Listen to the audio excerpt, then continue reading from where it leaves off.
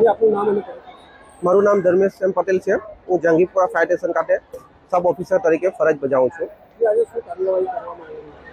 આજે આપણે Surat fire brigade દ્વારા દરેક સ્કૂલોમાં આપણે ફાયરના સાધનો કાર્યરત છે કે કેમ તેની વિશે ચકાસણી કરવામાં આવી રહી છે। કયા પ્રકારની તપાસણી કરવામાં શું ધ્યાન જોવામાં આવે? એમાં આપણે ફાયરના સાધનો એમના કાર્યરત છે કે કેમ તેની વિશે, જેમ કે CO2 છે, DCP છે, હેડ એન્ડ સિસ્ટમ છે અને ઇમરજન્સી એક્ઝિટ છે, એ બધાની ચકાસણી કરી રહ્યા છે। હાલ કઈ સવાલનું ચેકિંગ હાથ ધરવામાં આવ્યું? હાર આપણે પાલનપુર પાટિયા પાસે સંસ્કાર ભારતી સ્કૂલમાં હાર ચેકિંગની ચકાસણી ચાલી રહી છે। અને જો ફાયર સેફ્ટીના સાધન જોઈએ તો એના માટે શું કરવાનું? હાલ ફાયરના સાધનો કાર્યરત ન હોય તો એમને આપણે ફાયર દ્વારા ફાયર નોટિસ આપવામાં આવે છે।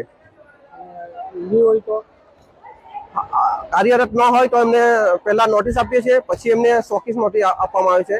તે ઉપરાંત બી કાર્યવાહી ન કરે તો એમને આપણે સીલ કરી દેવામાં આવે છે। હાલ સુરત શહેરમાં કઈ જગ્યાએ આ તપાસણી કરવામાં આવી રહી છે? હાલ સુરત શહેરમાં અલગ અલગ ઝોનમાં અલગ અલગ ફાયરની ટીમો દ્વારા હાલ ચેકિંગ ચાલી રહી છે।